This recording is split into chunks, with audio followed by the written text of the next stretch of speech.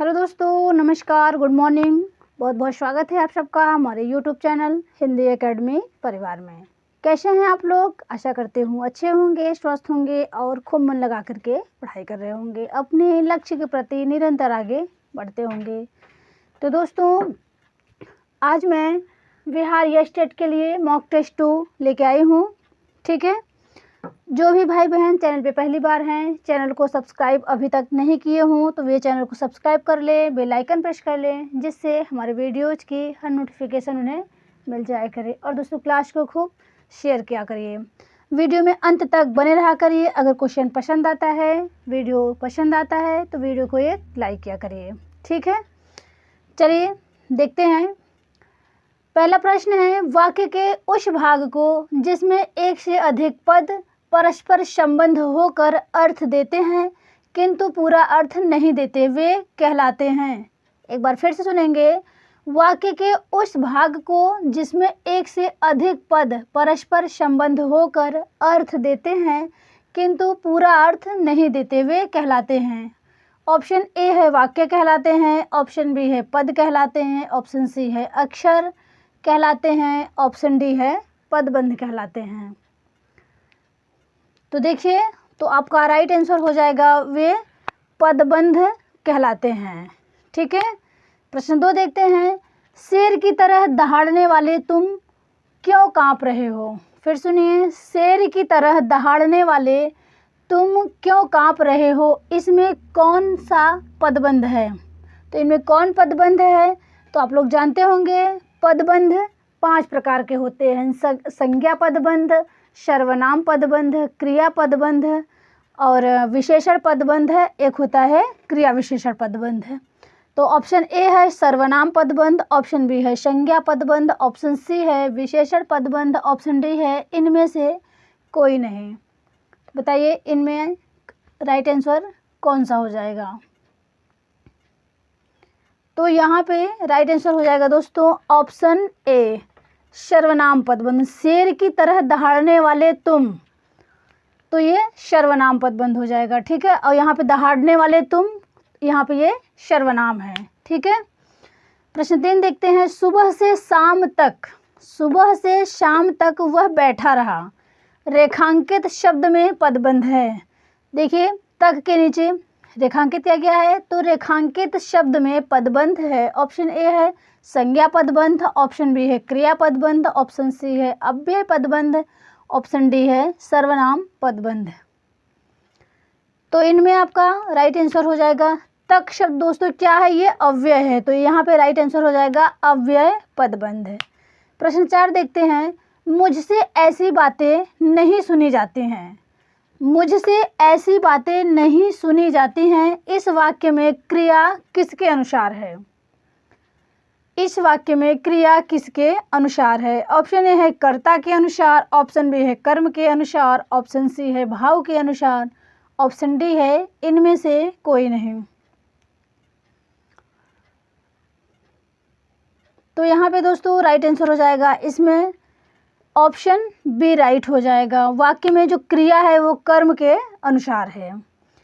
प्रश्न 5 देखते हैं। उसने भोजन कर लिया है, उसने भोजन कर लिया है वाक्य को कर्मवाच्य में बदलिए। तो ऑप्शन ए है उसके द्वारा भोजन कर लिया गया, ऑप्शन बी है उसने भोजन किया, ऑप्शन सी है उसके द्वारा भोजन नहीं किया गया, उसके द्वारा भोजन नहीं किया गया, ऑप्शन सी है, ऑप्शन डी है इनमें से कोई नहीं। तो बताइए इनमें कर्मवाच्य में कौन सा वाक्य हो जाएगा? तो आपने पढ़ा है जहाँ पे निषेधात्मक शब्द आए हों, नकारात्मकता हो, नहीं शब्द का प्रयोग हो, वहाँ पे क्या हो जाता है दोस्तों? भाववाच्य हो जाता है। और जिसमें वाक्य का जो भार है वो कर्ता भी पड़ता है, वो कर्तृवाच्य हो जाता है। तो यहाँ पे क्या दिया है? उसने भोजन कर लिया है, वाक्य को कर्मवाच्य में बदलना है। तो इनमें आपका राइट आंसर हो जाएगा उसके द्वारा भोजन कर लिया गया। ठीक है, A is the right answer, उसके द्वारा भोजन कर लिया गया। चलिए प्रश्न 6 देखते हैं। यड़ संधि का उदाहरण है, यड़ संधि का उदाहरण है। ऑप्शन ए है प्रति प्लस उत्तर प्रत्युत्तर, ऑप्शन बी है अति प्लस उत्तम, अति उत्तम। ऑप्शन सी है अति प्लस ऊष्म, अति ऊष्म। ऑप्शन डी है इनमें से सभी। तो देखिए कुछ ये सब ऐसे एग्जाम्पल हैं जो बार बार परीक्षा में पूछे जाते हैं। तो ऐसे एग्जाम्पल, और ये यड़ संधि हो गया, अयाध संधि, व्यंजन संधि, दोस्तों ये सब खूब पूछे जाते हैं। तो यहाँ पे राइट आंसर हो जाएगा ऑप्शन डी, इनमें से सभी यड़ संधि के उदाहरण हैं। प्रश्न 7 देखते हैं, मौखिक भाषा विकास में आकलन का सर्वोत्तम तरीका है। मौखिक भाषा विकास में आकलन का सर्वोत्तम तरीका है। ऑप्शन ए है कविता का गायन, ऑप्शन बी है अंत्याक्षरी, अंत्याक्षरी हो जाएगा। ऑप्शन सी है पाठांत, प्रश्नों के उत्तर देना, यानी पाठ के अंत में प्रश्नों के उत्तर देना। ऑप्शन डी है विचार तर्क सहित अपना अनुभव बांटना और बातचीत।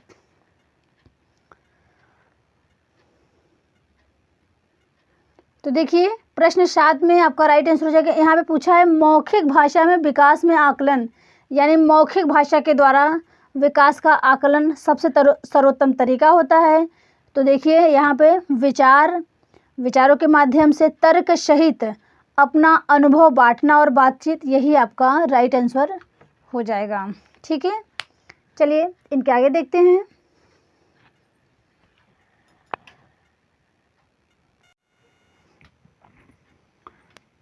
प्रश्न नंबर 8 देखते हैं, भाषा अर्जित करने के संदर्भ में सर्वाधिक महत्वपूर्ण है।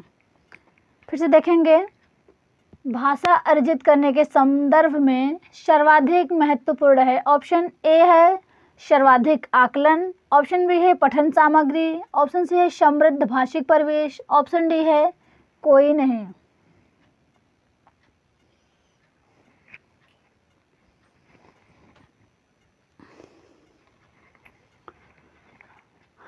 तो देखिए भाषा अर्जित करने में समृद्ध भाषिक परिवेश जो होता है वो सर्वाधिक महत्वपूर्ण होता है। ठीक है, प्रश्न देखते हैं, डिस्ग्राफिया से प्रभावित बच्चों को मुख्य रूप से किस में कठिनाई होती है? तो सुनने में, पढ़ने में, लिखने में या सवाल हल करने में? तो इनमें आप सब अपने अपने आंसर गेस करिए। तो देखिए जहाँ पे लिखने संबंधी अक्षमता रहता है तो वहाँ पे डिस्ग्राफिया से प्रभावित वो बच्चे रहते हैं। तो यहाँ पे राइट आंसर हो जाएगा ऑप्शन सी। ठीक है, और वहीं पे दोस्तों एक होता है डिसकैलकुलिया। डिसकैलकुलिया जो होता है वो गणित संबंधी अक्षमता को दर्शाता है। तो डिस्ग्राफिया से प्रभावित बच्चों में को मुख्य रूप से लिखने में सर्वाधिक कठिनाई होती है।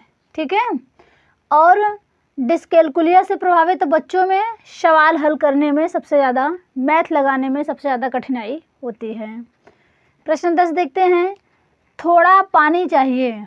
थोड़ा पानी चाहिए वाक्य में थोड़ा शब्द है।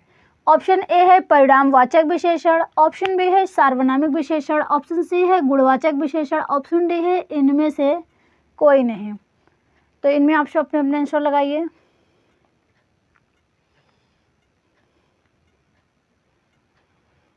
तो दोस्तों थोड़ा पानी चाहिए, थोड़ा शब्द यहाँ पे क्या बता रहा है बताइए?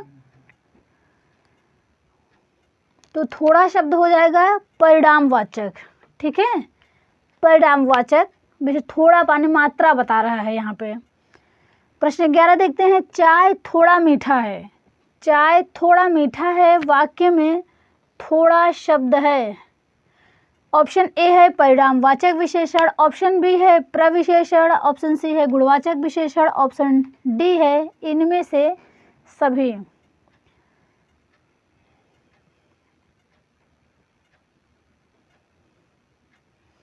तो देखिए चाय थोड़ा मीठा है, यहाँ पे आपका प्रविशेषण हो जाएगा। ठीक है, ये मीठा की भी विशेषता बता रहा है। तो चाय कैसी है? मीठी है, ये आपका गुणवाचक विशेषण हो गया। और मीठी है, थोड़ा है, ज़्यादा है, ये थोड़ा है। यहाँ पे विशेषण के भी, जहाँ पे विशेषण के विशेषता बताने वाले शब्दों को प्रविशेषण कहते हैं। ठीक है, तो यहाँ पे प्रविशेषण राइट आंसर हो जाएगा। प्रश्न 12 देखते हैं। सुनहु तात यह अकथ कहानी, सुनहु तात यह अकथ कहानी आत्मकथा है। ऑप्शन ए है शिवानी की है, ऑप्शन बी है प्रभा खेतान का है, ऑप्शन सी है मन्नू भंडारी का है, ऑप्शन डी है मैत्रेयी पुष्पा का है। इनमें आप सब अपने आंसर लगाइए। तो दोस्तों मैत्रेयी पुष्पा की आत्मकथा आप लोग जानते होंगे, कस्तूरी कुंडल बशे,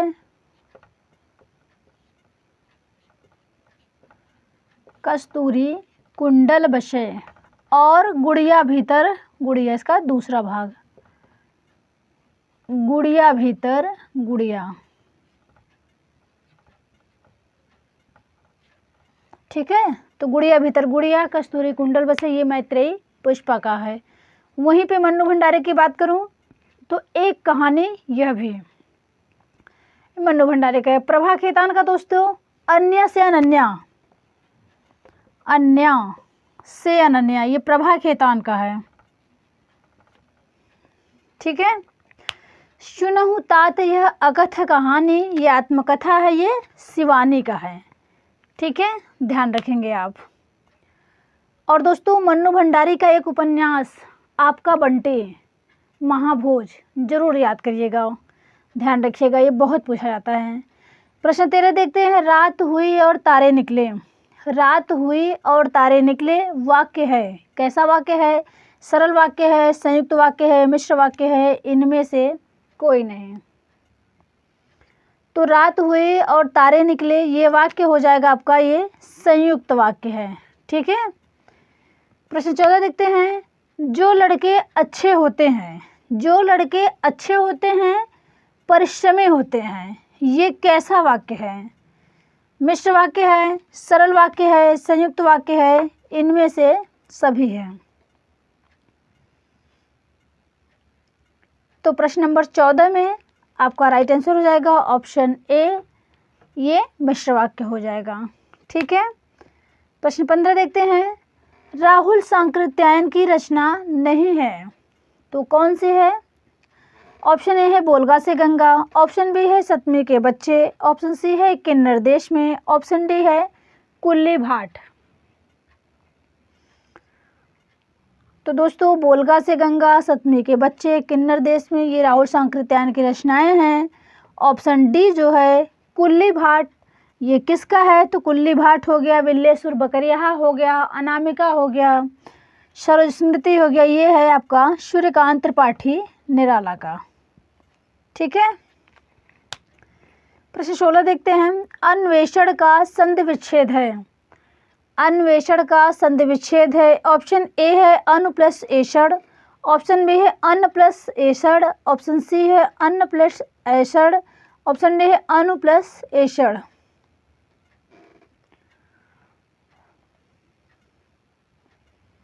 तो देखिए यहाँ पे आपका राइट आंसर हो जाएगा ऑप्शन ए। ठीक है, अनु प्लस एषण बराबर अन्वेषण, और ये भी आपका यड़ संधि का उदाहरण है। ठीक है, आगे देखते हैं।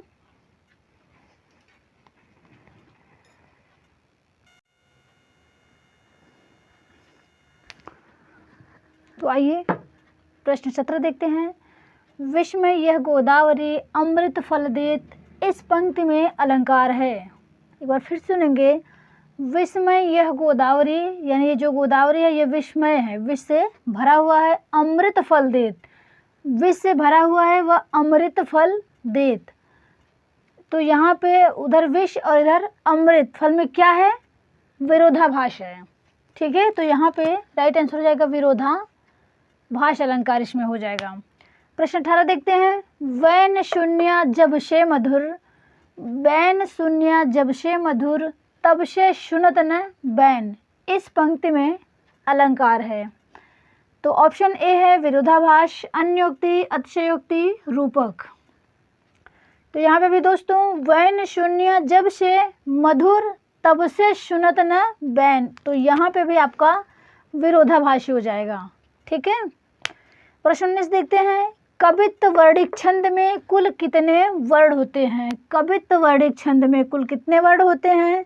तो 11 है, 13 है, 31 है, 41 है। तो यहाँ पे राइट आंसर हो जाएगा ऑप्शन सी, 31 होते हैं।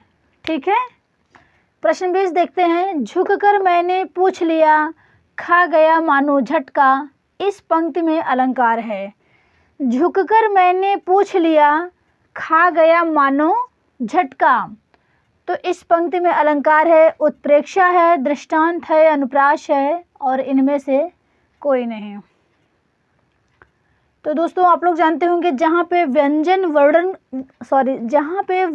वर्णों की आवृत्ति होती है वहाँ पे अनुप्रास अलंकार होता है। जहाँ पे एक शब्द 2 बार आए हो, अर्थ भिन्न भिन्न होता है, वहाँ पे यमक अलंकार होता है। जहाँ पे एक शब्द के अनेक अर्थ हो वहाँ पे श्लेष अलंकार होता है। ठीक है।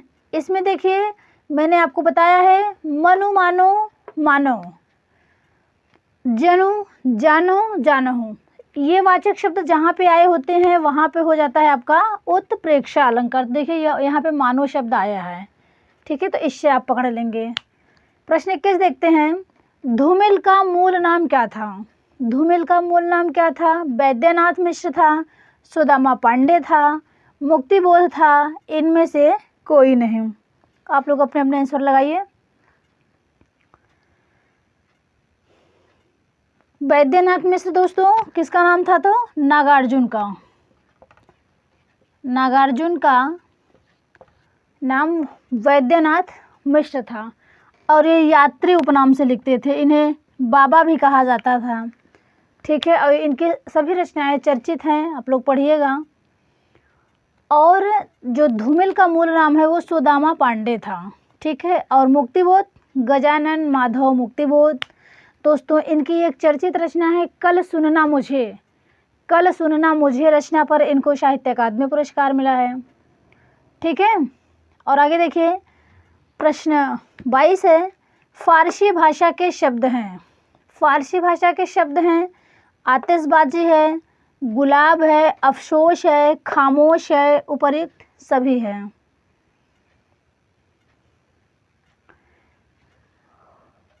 तो देखिए जो विदेशी भाषा के शब्द हैं ये भी पूछे जाते हैं, अरबी, फारसी, तुर्की, पुर्तगाली, तो इनको भी आपको पढ़ना है। तो फारसी भाषा के शब्द आतिशबाजी हो जाएगा, गुलाब हो जाएगा, अफसोस, खामोश, तो E is the right answer. ठीक है। प्रश्न 23 देखते हैं। इनमें किस साहित्यकार का संबंध बिहार से नहीं है? इनमें किस साहित्यकार का संबंध बिहार से नहीं है? ऑप्शन ए है शिवपूजन सहाय, ऑप्शन बी है हजारी प्रसाद द्विवेदी, ऑप्शन सी है रामधारी सिंह दिनकर, ऑप्शन डी है फणीश्वर नाथ रेणु। इनमें आप सब अपने आंसर लगाइए। तो दोस्तों आप लोग जानते होंगे फणीश्वर नाथ रेणु जी जो है ये आंचलिक उपन्यासकार हैं। ये आंचलिक उपन्यासों के जन्मदाता माने जाते हैं और इनकी जो आत्मकथा है आंचलिक है वो है आपका क्या, मैला आंचल है, 1954 में लिखा गया है। ठीक है। तो इसे आप ध्यान रखेंगे। और शिवपूजन सहाय हैं, ये देहाती दुनिया लिखे हैं। ठीक है। देहाती दुनिया शिवपूजन सहाय का है और इनका एक कुछ निबंध, कुछ शीर्षक से ये एक निबंध लिखे हैं। वहीं पे हजारी प्रसाद द्विवेदी की बात करूं, इन्होंने कबीरदास जी को वाणी का डिक्टेटर कहा है, ये परीक्षा में पूछा हुआ है। और इनकी जो रचनाएं हैं, उपन्यास हैं, ये बाणभट्ट की आत्मकथा है, चारुचंद्र लेख है, पुनर्नमा है, अनामदास का पोथा है। ठीक है। और सुर साहित्य इनकी रचनाएं हैं, तो आप सब ध्यान रखिएगा। रामधारी सिंह दिनकर की बात करूँ तो संस्कृति के 4 अध्याय इनकी पॉपुलर रचना है, तो इन्हें भी आप ध्यान रखिएगा। What people. ठीक है। और इनका निबंध कूटज एक है, हजारी प्रसाद द्विवेदी का, खूब पूछा जाता है। चलिए आगे देखते हैं। और फणीश्वर नाथ रेणु का पढ़ती परिकथा, मैला आंचल, ध्यान रखिएगा। चलिए आगे देखते हैं। प्रश्न 24। कौन सा विकल्प ओज गुण का व्यंजक नहीं है? ऑप्शन ए है संयुक्ताक्षरों का आधिक्य, समास का बाहुल्य, ट वर्ण का अधिक प्रयोग, ऑप्शन डी है बीभत्स रस की प्रधानता।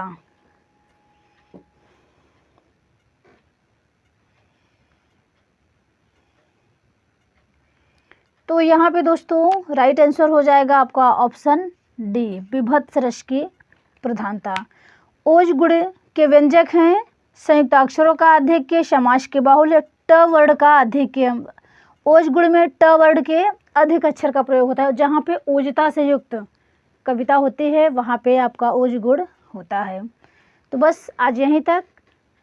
प्रश्न कैसे हैं, सेशन कैसा लगा आप सबको दोस्तों? प्लीज़ दोस्तों आप सब अपनी राय ज़रूर दीजिएगा, और वीडियो पसंद आई हो तो वीडियो को लाइक करिएगा और हमें सपोर्ट करिएगा। ठीक है, मिलेंगे अब नेक्स्ट वीडियो में एक नए मॉक टेस्ट के साथ। तब तक के लिए नमस्कार।